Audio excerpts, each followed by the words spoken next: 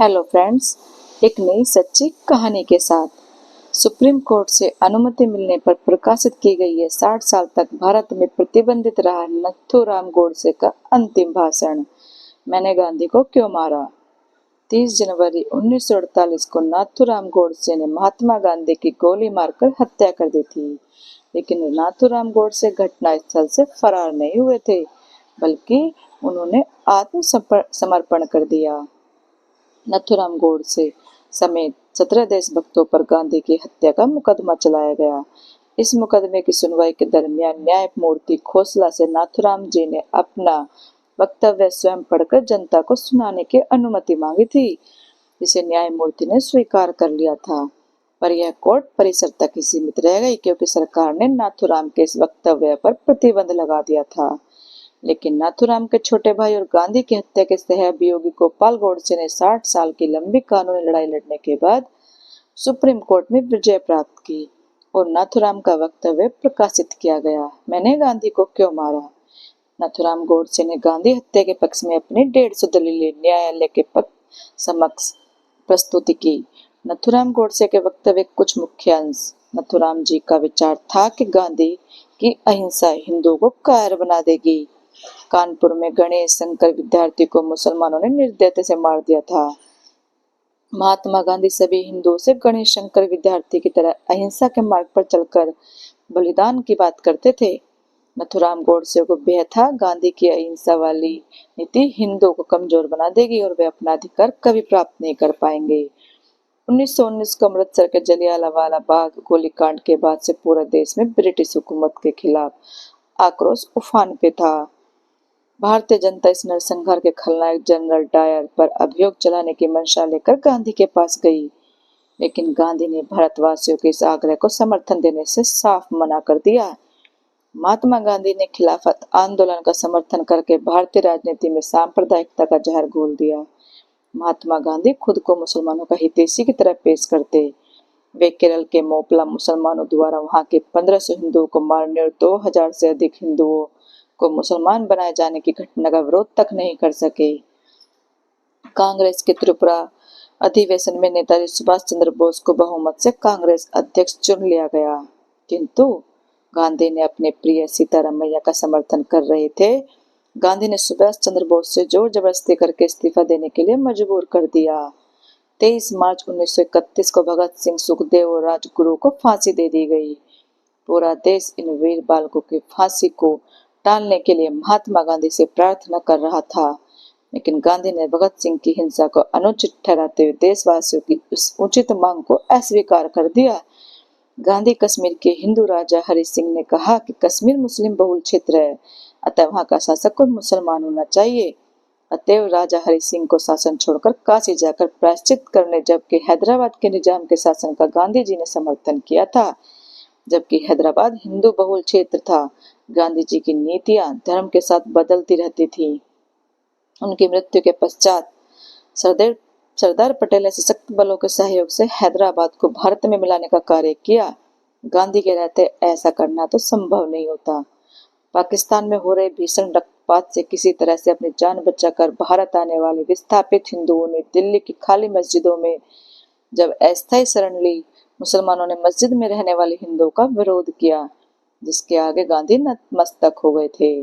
और गांधी ने उन विस्थापित हिंदुओं को, जिनमें वृद्ध स्त्रियां व बालक अधिक थे, मस्जिदों से खदेड़कर बाहर ठिठुरते शीत में रात बिताने पर मजबूर किया गया।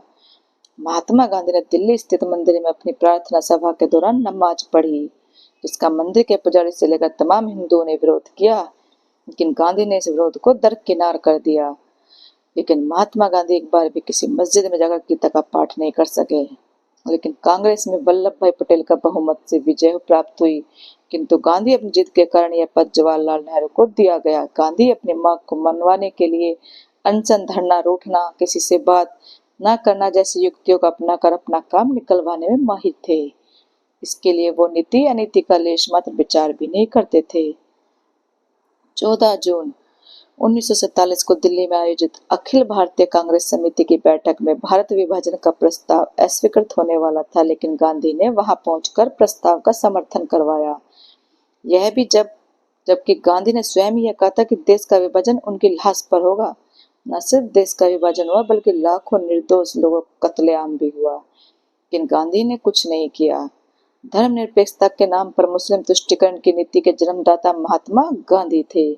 जब मुसलमानों ने हिंदू को राष्ट्रभाषा बनाए जाने का विरोध किया तो महात्मा गांधी ने सहर्ष से स्वीकार कर लिया और हिंदी की जगह हिंदुस्तानी, हिंदी उर्फ उर्दू की खिचड़ी को बढ़ावा देने लगे। बादशाह राम और बेगम सीता जैसे शब्दों का चलन शुरू हुआ।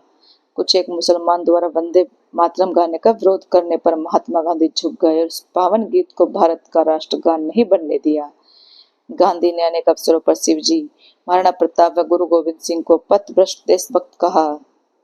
वहीं दूसरी ओर गांधी मोहम्मद अली जिन्ना को कायदे आजम कहकर पुकारते थे। कांग्रेस ने 1931 में स्वतंत्र भारत के राष्ट्रध्वज बनाने के लिए एक समिति का गठन किया था। इस समिति ने सर्वसम्मति से चरखा अंकित भगवा वस्त्र को भारत का राष्ट्रध्वज के डिजाइन को मान्यता दी, किंतु गांधी जी की जिद के कारण उसे बदलकर तिरंगा कर दिया गया।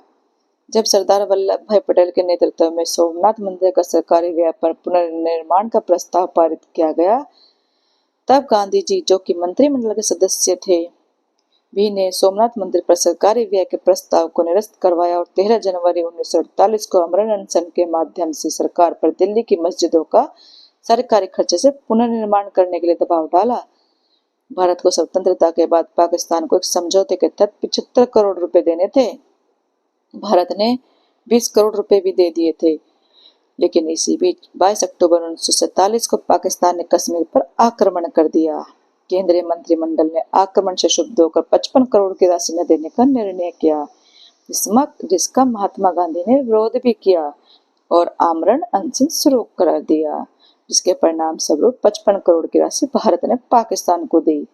महात्मा गांधी भारत के नहीं अपितु पाकिस्तान के राष्ट्रपिता थे, जो हर कदम पर पाकिस्तान के पक्ष में खड़े रहे। फिर पाकिस्तान की मांग जायज हो या नाजायज, गांधी ने कदाचित इसकी परवाह नहीं की। उपरोक्त घटनाओं को देश विरोधी मानते नाथूराम गोडसे जी ने महात्मा गांधी की हत्या को न्यायोचित ठहराने का प्रयास किया। नाथूराम ने न्यायालय में स्वीकार किया कि महात्मा गांधी बहुत बड़े देशभक्त थे, उन्हें निस्वार्थ भाव से देशभाव की सेवा की।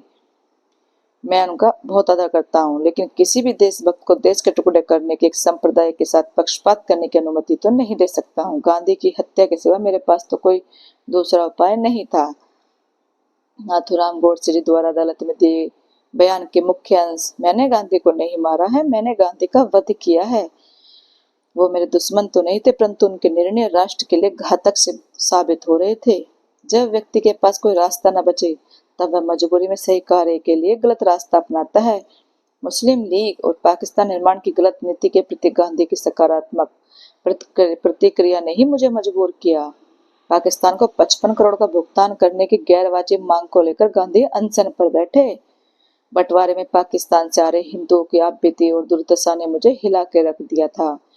अखंड हिंदू राष्ट्र गांधी के कारण मुस्लिम लीग के आगे घुटने टेक रहा था।